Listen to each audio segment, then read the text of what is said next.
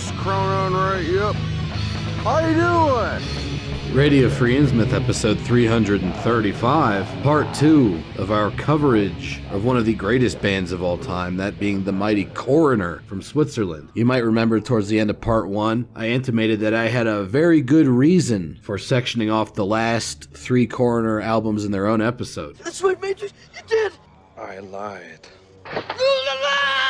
Yep, I lied, because I actually had multiple very good reasons for doing so. The first being that Coroner's album art during this time period went under a very noticeable change towards a very distinctive style. That being monochromatic picture on the left, usually of a pretty abstract thing that you're not used to seeing on a metal album cover. And on the right, you got a black ribbon with the Coroner logo on it, and that's it. I actually really like these album covers, and I like that they have this like recognizable sort of brand image. Reason number 2. All 3 of the albums we'll be covering this week, that being No More Color, Mental Vortex, and Grin, have some sort of involvement from Morrisound on them, whether that be Scott Burns doing the mixing on No More Color, or Tom Morris actually being the primary engineer on the latter 2 albums. Now, if the name Morrisound doesn't mean anything to you, shame on you. They were one of the most important studios for recording more extreme metal way back in the halcyon days of the genre, and Coroner was some of their earliest extreme metal work alongside Sepultura and Morbid Angel. So what that means is all 3 of these albums kind of have a different sonic stamp to them than the more 80s oriented production with the super heavy reverb and whatnot that Coroner had on their demo and their first 2 albums. And lastly, reason number 3.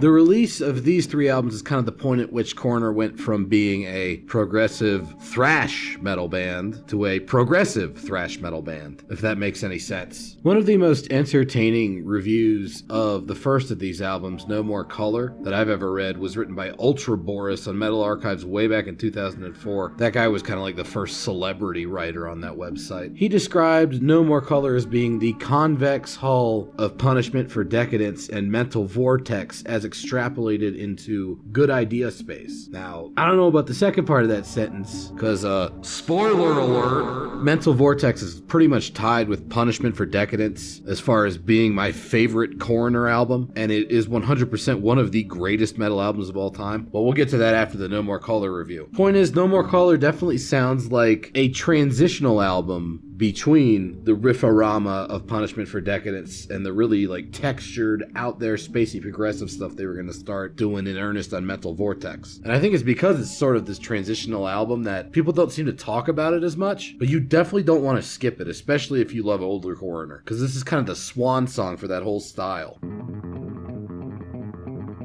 All that tech thrash insanity is still very much in effect. And in fact, there are isolated moments on this album that even outdo Punishment for Decadence in terms of that sort of neoclassical insanity, as you're hearing right now. In fact, this whole riff set sounds like something that could have come off of a melodic death metal album from 10 years later. And then you drum roll into the thrash part, and it definitely sounds a lot like Punishment for Decadence, just with a much higher production budget. Or at least it's a little easier on the ears. Nice shred bit here.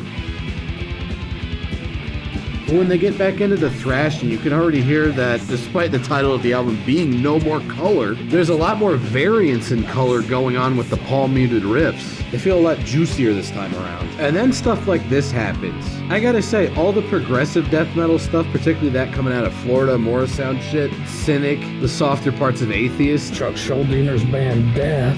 Good band, actually. As well as the later stuff from Pestilence in the Netherlands. That's pretty much all prefigured by the stuff Coroner started doing on this album. And I don't think it's any coincidence that all these other proggy death metal bands that recorded through Morrisound ended up lifting a lot from this era of Coroner. 제가 V앱을 너무 안 한다고. Oh, don't you worry. Just because they influenced all that proggy death metal stuff doesn't mean that the evil, almost black metal feeling of earlier Coroner is absent from this release. It just exists in a new form. In fact, as you're hearing right now, despite the increased technicality, this has some of their most almost second wave black metal sounding riffs. Also, this counterpoint bit right here is fucking amazing. And it's doing that black metal thing where they really screw around inside the chords a whole lot more than is necessary. Then that main riff comes back in, sounds like something you might hear on a Dark Throne or even Leviathan album, before then morphing into something that sounds like you might hear on a Slavic black metal album like Master's Hammer or Root or something like that. Before then going into more of a catchy, sort of normal thrash metal-ish sounding section that still preserves that waltzy, flowing, proto-second wave of black metal feel, before then chopping it up with some hyper-technical thrash metal shit. Sounds like destruction on some very potent drugs, and it would definitely hurt your fingers trying to play all this shit.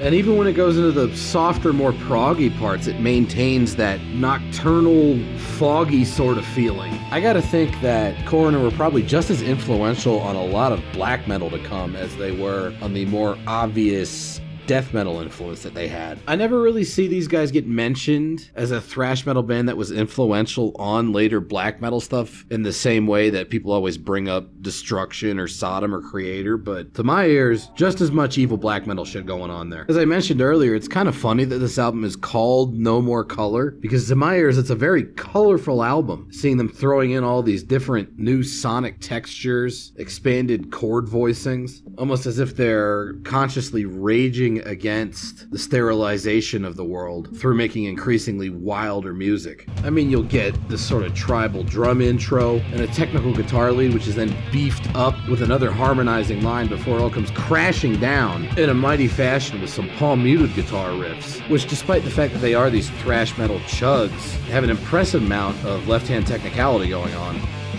Then things get a little bit more thuggish, bouncy even, sort of proto-groove metal, before then bringing back that fast sort of shreddy feel from the intro of the song prior to the chorus, which is really interesting, featuring these melodic, high-pitched guitar stabs coloring the vocal shouts, and some cool floaty bits in front of an excellent combination of hard double bass and deep, sonorous, simple guitar riffs that eventually take us into the solo again. You know, we don't need to go over how good the solos are on a Coroner album. They're always fucking amazing. You all should know this by now. But yeah, No More Color, kind of an underrated Coroner album. Definitely one of the best thrash metal albums ever made, but honestly, every Coroner album is fucking fantastic. Especially their fourth album, Mental Vortex, which, as I said earlier, is tied with Punishment for Decadence that we covered last week as my personal favorite Coroner album. And it's got my favorite Coroner song of all time on it, Semtex Revolutionary, which is probably as good a place as any to start with this amazing piece of work. If you're a dyed-in-the-wool speed metaler, I can see why you might be disappointed by this album, because as you're hearing, it's a lot more groove-oriented. However, the grooves they come up with are so bizarre and creative that I definitely don't think you could call this a sellout album. And despite all that, it's also incredibly catchy, as you're hearing right now. Even down to how he structures his vocal patterns. There's an emphasis on memorability. Also, this part right here, this is my favorite Coroner riff. Sounds like something that could have been on a mid-90s death album, except this is 1991, not 95. Also, these stompy grooves, man, these are just doing it for me. Secret influence on keyboard? Maybe, maybe not. But here we go. We're getting into the weird ambient shit, which is even more prominent on this album, even spookier and stranger sounding than it was on No More Color, if that's even possible. And it definitely contributes to why these songs tend to be a bit longer in runtime than their prior work. At the same time, it never gets too fluffy or too show-offy. And the solos this time around really start experimenting a whole lot with sonic texture. As you're hearing right now, almost kind of a proto-Meshuggah free jazz bendy thing going on, before then getting into the more standard emotional melodic shredding sort of thing. And then even more noticeably is their heavy use of these repeated melodic ostinatos, often to close out a solo. Really good narrative development in the lead guitar, and of course it goes back into my favorite riff of all time ever. Like, for real, bro, if you don't own any Coroner albums, I would start with this one. Absolutely amazing stuff. The fusion of the weird spacey shit with these really heavy grooves, and the as always ever present emphasis on technicality in a thrash metal context. There's really no other album out there that I can think of that does exactly what this album does. I mean, shit, dude, they're probably the only thrash metal band I can think of that can incorporate Whale Song and not have me yelling, "Get those nerds! Nerd! Nerd!" Because it actually works when they do it. Another underestimated facet of this album is how hypnotic it gets. Can't think of too many ambient-focused groove metal albums out there, but this has got to be one of them. I mean, look at this whole set of riffs right here, complete with an awesome bell sound. It actually hits a lot of the same muscle groups for me as the more intentionally monotonous parts of like a Migwa song or something. Another part of what makes these really hypnotic grooves work is just how cleanly all the different groove riffs flow into each other, kind of unfold out of each other in a way that just feels really natural, like the song was meant to be played like that even before they wrote it. And then because they're such a proggy band, they can turn around and completely just hit the stop button, flip those riffs all around, shift up the rhythms, and shock you out of a stupor with, as the always aforementioned, amazing fucking solo. I don't even want to play anything else off of this album, dude. Just go fucking buy Mental Vortex. What are you doing with your life? It's like one of the best albums ever. And the follow-up album, Grin. Yep, the controversial one. The one that a lot of people, even fans of every other Coroner album, see as being the sellout album or disappointing. Guess what? I actually think it's fucking dank.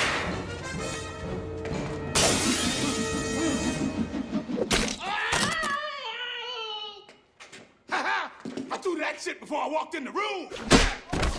You know, generally one of the most pretentious things you can say to someone that doesn't enjoy an album is, well, you're just not listening to it right. However, given how intentionally ultra progressive and just downright strange Coroner has always been, I'm thinking that line of reasoning actually applies in this case. Coroner was always a band that had a very significant line of development through the course of their career. They started out as like this demo level, evil sounding black thrash band that subsequently went really heavy on the technical and neoclassical influences on their first two albums, before then launching into even more progressive areas on their third album by incorporating a lot of variance in texture, a style which they perfected on Mental Vortex, the combination of technical thrash, incredibly varied sonic texture, and a healthy dose of groove. With that in mind, Grin actually makes all the sense in the world as a follow-up to Mental Vortex in terms of their career arc, because more so than the technicality or the evil, this album is all about texture, and the fact that it is a slower paced, more groove oriented album than anything they've done prior is a feature, not a bug. That's what allows them to really expand those textures and give them a space to exist in. On a surprising amount of this album, the busiest instrument's actually the bass guitar, which will play these really quick cyclical lines under hanging guitar ambient chords.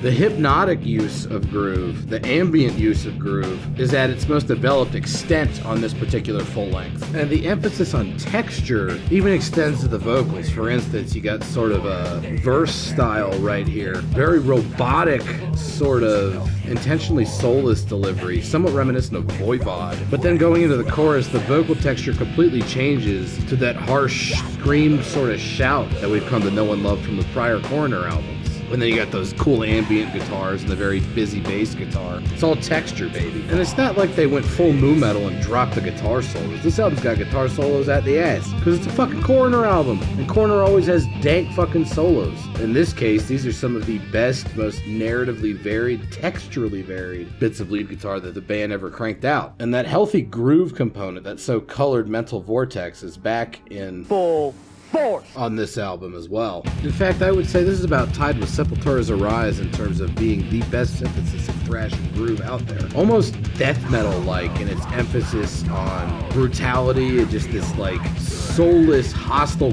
grinding quality to the music that dovetails very nicely with their more hypnotic moments. Like this bit right here with the ringing clean guitars steadily building up to a heavy rhythmic climax and jumping into a very jumpy sort of groove. That also manages to be very hypnotic like the grooves on the prior album, because each riff unfolds into the next phrase so natural. There's a real primal, almost tribal quality to this music that's kind of hard to articulate, enhanced by the drums that are often very tribal sounding in character. In fact, I wonder when all of these like high-minded intellectual types try to tell me that Roots Bloody Roots is super mature if they weren't just listening to this album by mistake. Also, this solo's sick. 야, 날씨 나를 완전 제대로 Yeah, I know it's a pretty standard sweep-picked arpeggiated run, but I don't give a shit!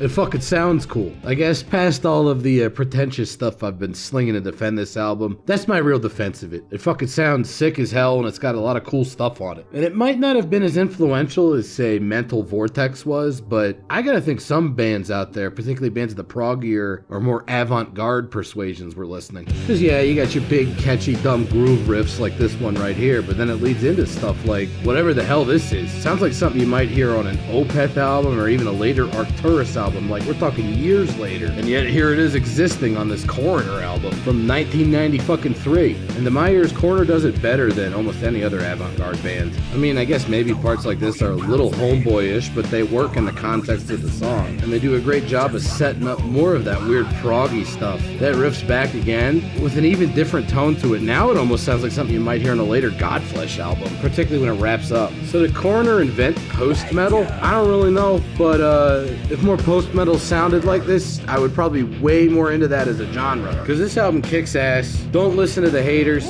Grin is fucking fantastic. You just gotta give it a chance. Every Coroner album is fucking amazing if you give it a chance. After this album, they pretty much broke up. They put out another compilation that was mostly greatest hits, but it had some new songs that were still within the Grin style. Apparently, they've gotten back together and are working on a new album, which honestly, you know, I'm never really big on the "we're back" stuff, but I don't know, I got a good feeling about this. If it ever comes out, I'm gonna listen to that new Coroner album, and you should do the same. But more importantly than that, you should go and get all the old Coroner albums, because they're all fucking amazing. Hopefully I managed to convince you that over the course of this mammoth 2-part Coroner extravaganza. But even if I didn't, thanks for listening or watching or whatever you did, and I'll see you next time. That's nasty.